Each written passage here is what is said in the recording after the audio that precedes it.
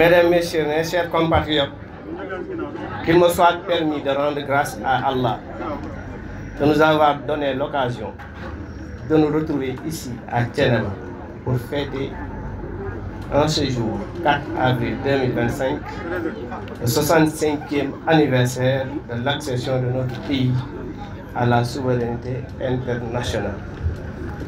Le 4 avril 1960, le Sénégal accéda à sa souveraineté internationale avec son drapeau vert, jaune, rouge, avec une étoile verte au milieu de la bande jaune, mais également avec son hymne national.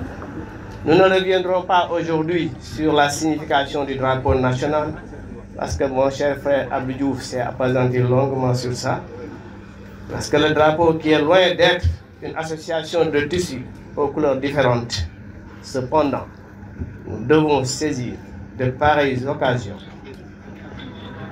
pour nous rappeler les sacrifices ultimes consentis par nos devanciers pour nous offrir notre indépendance. Je veux citer particulièrement les tirailleurs sénégalais et les anciens combattants qui ont été de toutes les batailles à travers le monde pour lutter contre l'injustice et rétablir l'ordre dans d'autres pays. Nous retiendrons principalement les guerres mondiales 39-45, le Vietnam et l'Indochine, entre autres. Aujourd'hui, la relève est bien assurée par nos forces de défense et de sécurité, qui non seulement sont dans tous les théâtres d'opération de l'ONU, Organisation des Nations Unies, mais se distinguent aussi par leur professionnalisme et leur sérieux. Au plan national, ces forces de défense et de sécurité qui ont fini de nous rassurer en nous garantissant notre sécurité et en participant pleinement à de multiples actions de développement à travers le pays, ne mériteraient-elles pas de devenir de véritables catalyseurs de bonnes pratiques et innovations heureuses dans le domaine de l'industrie d'armement? Cette date repère de l'histoire de notre pays, qui, au-delà des festivités qu'elle engendre, reste un moment d'intense communion et d'introspection. Elle nous rassemble en tant que nation unie dans une communauté de destin. Mesdames, Messieurs, le 4 avril nous rappelle également le souvenir des générations passées. C'est un exercice de mémoire en hommage à nos héros et héroïnes disparus tels que Mam Cheikh Ahmadou, Mam Amari Ndak Seck, Mam Cheikh Omar Foutiyou Tall, Mam Ahmadou Bamba, Mam Alhaji Malick, Mam Cheikh Bounta, Mam Limamou Laye, Lat Dior Ngoné Latyr, Albouri Ndiaye ou encore Aline Sitoé Diatta, qu'ils soient également d'autres, connus ou inconnus, qui ont eu à payer de leur personne la résistance à l'oppression, à la colonisation ou à la défense des valeurs de liberté et de démocratie.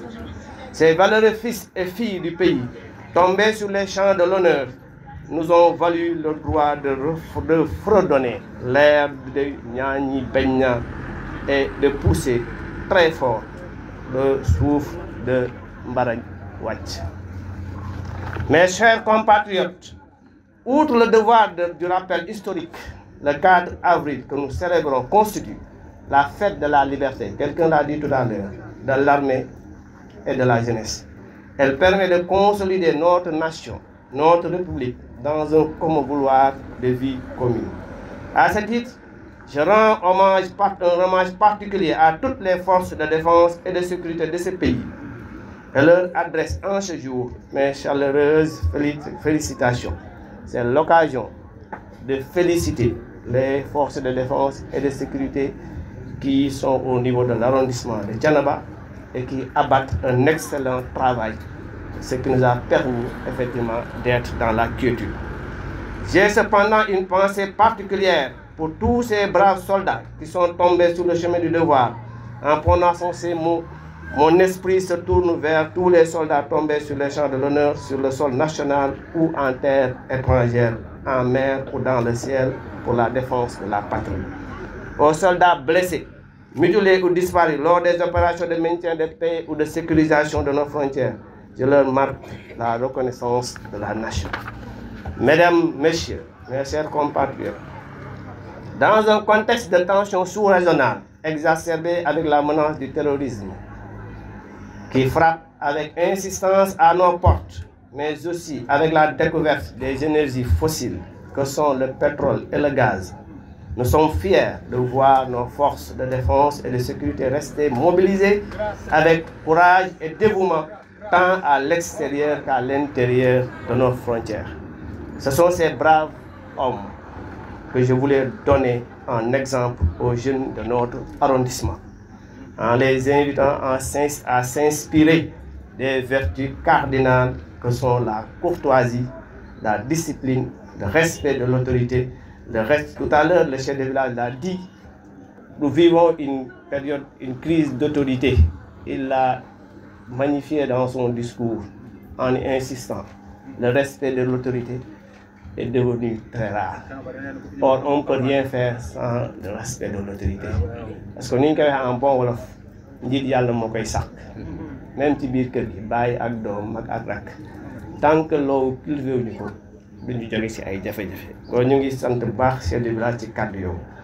je disais donc, en s'inspirant des vertus cardinales que sont la courtoisie, la discipline, le respect de l'autorité, le respect des symboles de la République qui fondent l'armée face à l'effritement des valeurs, je l'ai dit tantôt. Résolument ancrée dans ses valeurs fondatrices, notre armée reste tournée vers la modernité. Elle aborde ainsi, sans aucun complexe, un virage qui doit déboucher sur la prise en charge de ses propres aspirations militaires au plan technologique et industriel. C'est pourquoi le défilé de cette année porte sur le thème suivant, vers une souveraineté technologique et industrielle des forces armées. Ce terme, au Roland souverainiste, met en avant la volonté de notre pays de se positionner comme un acteur majeur du développement technique et industriel, notamment dans le secteur de la défense nationale. L'objectif ici peut être résumé à la réduction de la dépendance de notre pays vis-à-vis des technologies étrangères et favoriser l'émergence d'une industrie de défense nationale compétitive. Le thème est venu à point nommé. Si nous mesurons la position stratégique et géologique de notre pays, l'expertise, le professionnalisme et les nombreuses missions bien assurées par nos forces de défense et de sécurité dans tous les théâtres d'opération de l'ONU, dans un monde aussi et dans une sous-région caractérisée par de réelles menaces, ces ambitions du gouvernement pour moderniser l'armée sénégalaise et cette volonté de développer son autonomie en matière d'armement se justifient largement. Il s'agit donc d'un objectif ambitieux visant à doter les forces de défense et de sécurité de moyens technologiques et industriels propres, réduisant ainsi la dépendance aux équipements étrangers. C'est la raison pour laquelle son Excellence, M. Bassirou Diomaye Diakhar Faye, président de la République, déjà en 2024, à l'occasion de la célébration de la journée des armées en novembre 2024, insisté sur l'extrême urgence de repositionner le Sénégal sur l'échiquier régional en développant une véritable industrie nationale de défense. Cette vision historique de son Excellence, Monsieur le Président Bassirou Diomaye Diakhar Faye, dans ce domaine constitue non seulement un choix de souveraineté, mais aussi un levier d'innovation pour transformer l'industrie nationale. Ce 4 avril restera donc l'occasion de mettre en lumière ces avancées et montrer que le Sénégal est en marche vers une véritable indépendance technologique et industrielle en matière de défense. Avec ces projets ambitieux, le pays pose des jalons d'une industrie militaire locale capable, à terme, de répondre aux besoins de ses forces armées et de renforcer la souveraineté nationale. Tous ces efforts pour construire une armée à la pointe de la technologie doivent être sous-tendus par un élan patriotique dont la base est le Djubanti. Ce à quoi j'attends auprès de tout un chacun de vous. Un comportement citoyen, une discipline sans faille et un engagement à tout point de vue pour la cause nationale. C'est seulement avec cette dialectique que nous pourrons contribuer à l'édifice de notre pays et combattre ainsi avec efficacité le sous-développement, l'immigration clandestine, autrement appelé Barsakh, qui a fini par engloutir une frange importante de notre jeunesse dans le ventre de l'Atlantique. Mesdames, Messieurs, mes chers compatriotes, revenant à cette belle cérémonie du jour, je ne saurais terminer sans féliciter tous ceux qui ont eu, de près ou de loin, contribué à la réussite de cette présente cérémonie.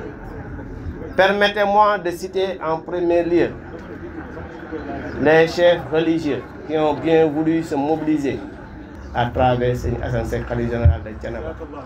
Je salue toute la descendance de Mame Amary Ndak Seck et tous les chefs religieux de l'arrondissement. Je remercie également de manière appuyée tous les maires de l'arrondissement. Je remercie particulièrement Madame la députée Fatma Gueye qui a bien voulu nous honorer de sa présence à cette cérémonie. Elle a préféré assister à notre cérémonie que de rester à Dakar. Donc c'est l'occasion vraiment de la remercier chaleureusement pour ce qu'elle vient de faire pour notre arrondissement. Je remercie les forces de défense et de sécurité de manière très appuyée.